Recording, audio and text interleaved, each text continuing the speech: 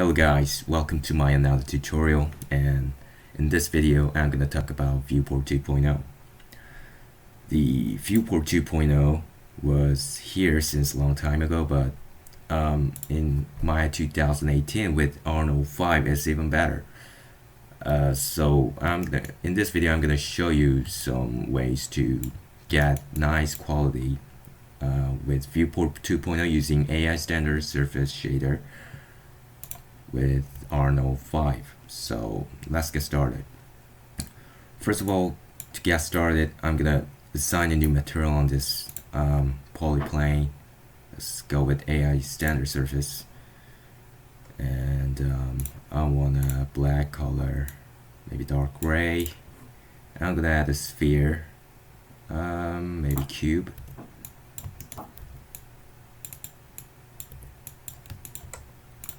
Let me scale it up a little bit, and I want more of them, so I can go to the mesh and let's create a mesh network there, and we can hide the original one. Let's just bring oops. Let me change the distribution type to grid. Let's bring this down.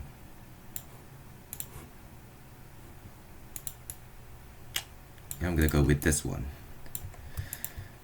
With this basic shading attributes, it looks really flat and doesn't really look great. But there's something we can do. First of all, we can turn on every option in Viewport 2.0. So if you do that, everything's gone. The reason is that there's no lightings. With the lightings turned on, you need to create some lights to see objects in the scene. So if you add a light, you can see that, but it still looks not that great. So what you can do is actually you can add a skydome light inside of Arnold. So I'm gonna do that right now. So if you add it, you can see the result. So right now it's a pure white light, but I want to add my custom HDRI map to get more realistic looking by adding some environment. So let me find my HDR map. So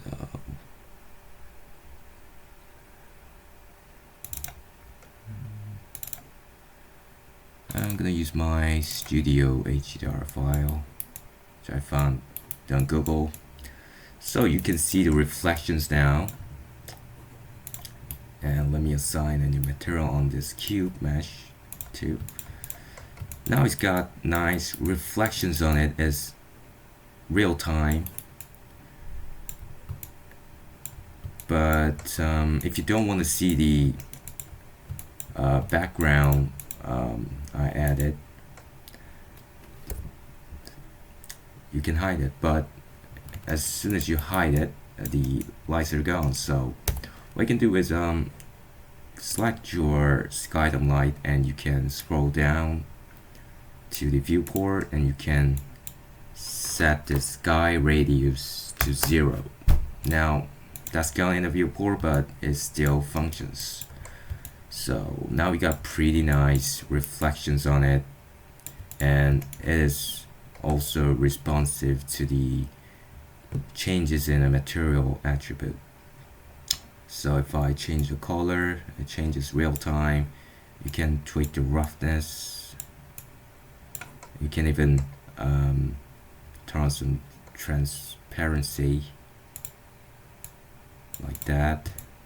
I think it's kind of cool when you're working on some motion graphic stuff. You can get 4K resolution image in a really short period of time. So Here's one other cool thing, that is when you look around, you can see the seams in the end of the plane. But what you can do is you can add an environment fog under the shading menu in the viewport. You just turn this on. Now it's invisible bottom is really too foggy there, so you can simply go to the hardware fog option there, or you can go to the Viewport 2.0 option and scroll it down. There's a hardware fog tab for the settings. So I'm going to use exponential, and you can set the density. So let's just lower this a little bit, or we can manually set the start and end fall off there. There's a transparent alpha there, and you can set the color. This is pretty nice.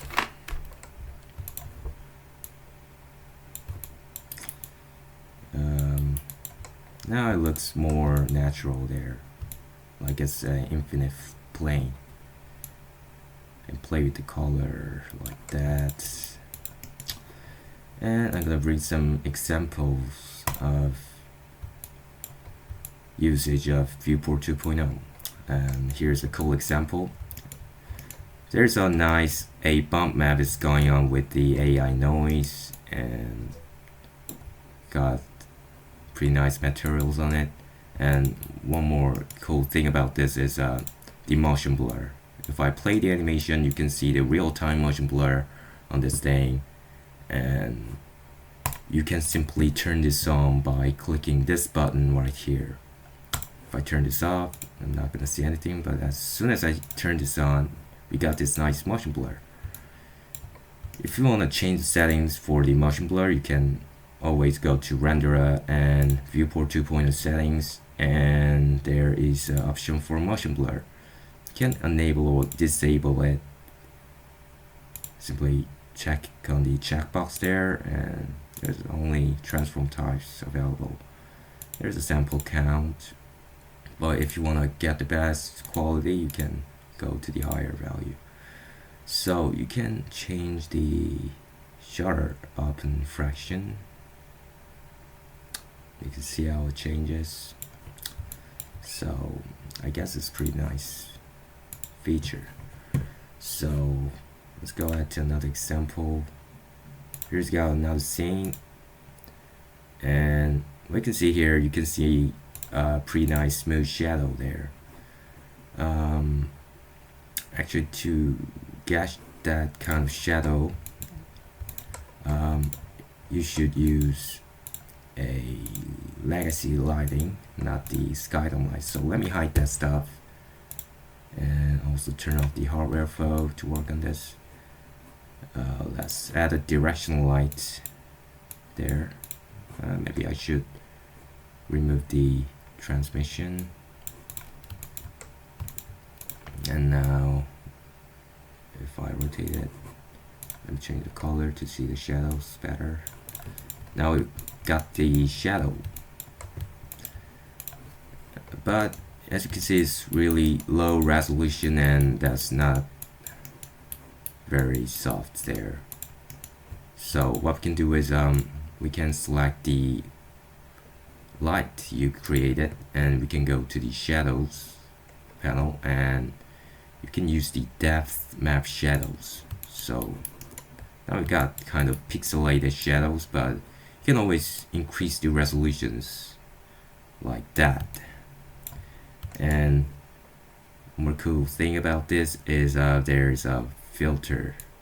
You can add a filter like that. We got more soft shadows there. And yeah, that's the advantage of using the depth map shadows. So you can set the color of the shadows like that if you don't want that kind of very deep shadow. And there's all the focusing stuff. You can see the changes. like that. And also it reacts almost real for real time. So take a look at this. As soon as you move the object, you can see the changes in the shadow, on the shadow. So yeah, that's how to enable the smooth shadow. And here's another cool reflection, almost real time. And we can always turn off the background. And there's a lot of things you can do. Here's another scene there. I model the environment, but actually these reflections are fake. I just capture the scene with the VR camera, but you can create it simply inside of the camera. You can select your camera, and if you go to the Arnold tab, there's an option for a VR camera, and capture the scene in the center of the environment, and you can import it inside of the Skydome light, and you're gonna see this kind of nice fake reflections. Let me go back to there.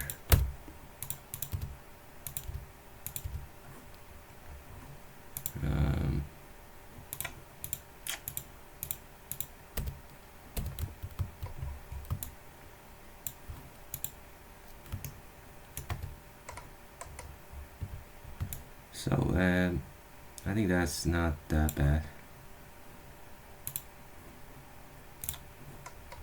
And yeah, that's the cool things you can do.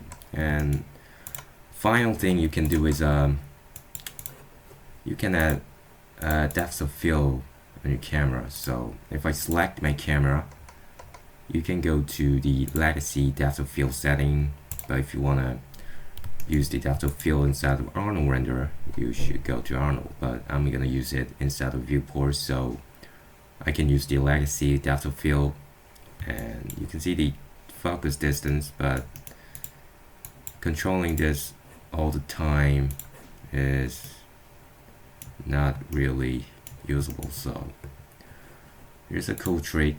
We can create a locator here. Actually, I'm gonna create another camera like that. We can go back to percept again. Now we can see the camera we created, and let me turn off the depth of field on this one. Maybe this one over here. Okay, now we got that. And what I'm gonna do is I'm gonna create a measure tool and distance tool. Now we can hit V and snap to that and create another one like that. And we can select the locator here and select the camera, and we can press P to parent. Now maybe I accidentally selected the plane, so we can press P. Now it moves. Maybe the orders are reversed. Let me create it again. Sorry about that. There's a measure tool. Create it like that, and we can select the locator and the camera, press P, and it moves with the camera. Now we can see the distance between these 2 points. So what we can do is we can enable the depth of field on this camera, and let's go back to the percept one shape, and we can see how it changes real time. But to connect this thing, we can select the camera shape node, and we can open up the node editor like that. Now we can already see the node right here, and now we can select the distance dimension and select the shape node like that, and we can hold shift and press this to load up that node. So we can see the distance node right here, and we can just simply connect this to focus distance. And if you go back to the camera, you can see focus distance changes real time. Cool trick there. So we can now just place this locator wherever you wanna focus on, maybe like there. And now it's got pretty nice real-time depth of field there. You can always change the f-stop like that if you want more heavy depth of field. And there's a focus region scale there. I guess that's pretty nice. You can do things like that, and you can turn the environment flow to get more seamless scene. So that was a cool trick in Viewport 2.0 with Arnold 5. And if you like this video, please subscribe or like this